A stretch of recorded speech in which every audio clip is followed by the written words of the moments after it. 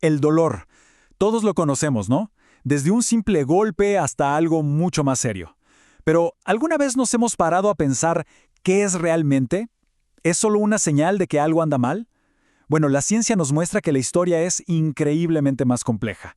Y eso es justo lo que vamos a desentrañar hoy, la fascinante neurociencia detrás del dolor. Y para empezar, tenemos que entender una idea que lo cambia todo. El dolor no es, como podríamos pensar, una señal directa que va de una herida al cerebro. No, es mucho más que eso. Es una percepción, una experiencia que nuestro propio cerebro construye y moldea. Ok, entonces, ¿qué es exactamente el dolor? La definición formal es clave aquí. Fíjense bien, es una experiencia sensorial y emocional, y es fundamental. No es solo lo que sentimos en la piel, en el músculo, es también cómo nos sentimos en nuestra mente. Esta conexión explica por qué nuestro estado de ánimo, el estrés o la ansiedad pueden cambiar por completo la manera en que percibimos el dolor. Para que todo esto quede más claro, hagamos un viaje. Imaginemos un escenario que seguro a más de uno le suena familiar, un martillazo en el pulgar. ¡Auch!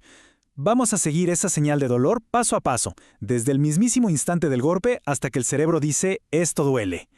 Este recorrido nos va a revelar mecanismos realmente sorprendentes de nuestro sistema nervioso. Y aquí viene la primera sorpresa. Justo después del golpe, no sentimos una sola cosa. En realidad son dos oleadas de dolor, una detrás de la otra. La primera es ese dolor agudo, punzante, inmediato. La segunda es diferente. Es ese dolor más sordo, persistente, que se queda ahí un rato. Y esto pasa porque tenemos dos mensajeros distintos, dos tipos de fibras nerviosas que viajan a velocidades diferentes. Pensemos en esto como el sistema de alarma de nuestro cuerpo. El dolor empieza cuando se activan unos sensores especializados. Se llaman nociceptores. Son como pequeños detectores de peligro. Y no todos son iguales. Hay nociceptores para temperaturas extremas, para una presión muy fuerte, y otros, llamados polimodales, que son como los multiusos. Se activan con una mezcla de estímulos peligrosos. Una vez que estos sensores se disparan, la señal de peligro empieza un viaje a toda velocidad hacia el cerebro. Es un camino con paradas muy claras. Primero, se activa en el lugar de la lesión. De ahí, viaja a la médula espinal. Luego hace una parada en el tálamo, que es como el centro de distribución del cerebro. Y finalmente, llega a la corteza, donde, ¡pum!, se convierte en la percepción que llamamos dolor. Ahora, un punto importante. A menudo pensamos en la médula espinal como un simple cable que manda información para arriba y para abajo. Pero no, nada que ver. Es una superautopista increíblemente compleja. Aquí, en la médula espinal, la señal de dolor no solo pasa, sino que se procesa, se modifica. Es la primera aduana, donde se empieza a decidir qué tan fuerte va a ser el mensaje que finalmente llegue al cerebro. Esta complejidad en la médula espinal explica fenómenos que parecen rarísimos, como el dolor referido. El clásico ejemplo, el dolor en el brazo izquierdo durante un infarto. ¿Por qué pasa esto?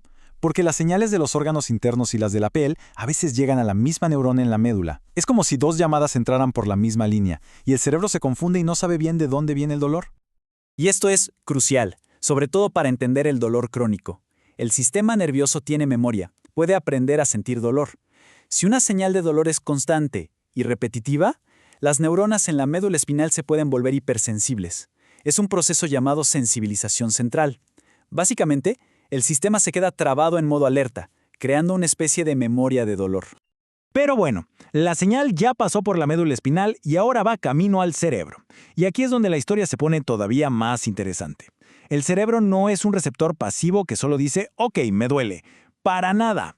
El cerebro es el director de la orquesta. Es un controlador activo que puede subir o bajar el volumen del dolor.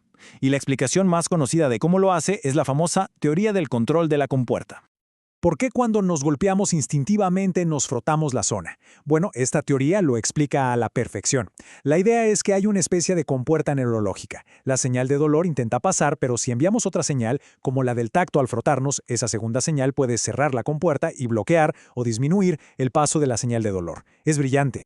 Pero esperen, que hay más. El cerebro no solo bloquea señales, va mucho más allá. Nuestro cuerpo tiene su propia farmacia interna, sí, así como lo oyen. Un sistema analgésico increíblemente potente, capaz de fabricar sus propios calmantes. A estos calmantes naturales los llamamos opioides endógenos. El nombre quizás suene complicado, pero los conocemos bien. Son las famosas endorfinas y encefalinas. Y lo más asombroso es que son químicamente muy parecidos a la morfina. Son los analgésicos de lujo que produce nuestro propio cuerpo. Entonces, ¿cómo funcionan? Actúan en puntos clave del sistema nervioso y su trabajo es, básicamente, bajarle el volumen al dolor. Lo hacen de dos maneras. Impiden que se liberen las sustancias químicas que transmiten la señal de dolor y al mismo tiempo calman a las neuronas que deberían recibir esa señal. Un doble bloqueo muy efectivo. Y entender esto revela algo increíble sobre los medicamentos como la morfina. No es que inventen un truco nuevo para quitar el dolor. Lo que hacen es, literalmente, hackear este sistema natural que ya tenemos. ¿Se aprovechan de las mismas vías que nuestro cerebro diseñó para defenderse del dolor? Imaginen que los receptores de nuestro cerebro son cerraduras. Nuestras endorfinas son la llave original, que funciona perfecto. La morfina es como una llave maestra que no solo encaja a la perfección, sino que gira la cerradura con una fuerza y por un tiempo mucho mayor. El resultado es un alivio del dolor potentísimo. Pero claro, esa potencia no viene sin consecuencias. Y aquí llegamos a una distinción que es absolutamente crítica y que muchas veces se confunde. Tolerancia no es lo mismo que adicción. La tolerancia es un ajuste del cuerpo, es algo fisiológico. El cuerpo se acostumbra y necesita más dosis para el mismo efecto. La adicción, en cambio, es psicológica. Es un deseo, una necesidad compulsiva por la sustancia que va más allá del alivio del dolor. Son dos cosas distintas y es vital entenderlo. Así que si recapitulamos todo este viaje, queda claro que el dolor no es una simple línea recta que va de una herida a un grito. Es una percepción increíblemente dinámica, una experiencia que nuestro cerebro no solo recibe, sino que activamente construye, modula y controla. Y esto nos deja con una pregunta final, una idea bastante potente. Si el dolor es en última instancia una construcción del cerebro, ¿significa eso que podemos aprender a deconstruirlo, a influir en esa construcción? Es una idea que abre un mundo de posibilidades para manejarlo.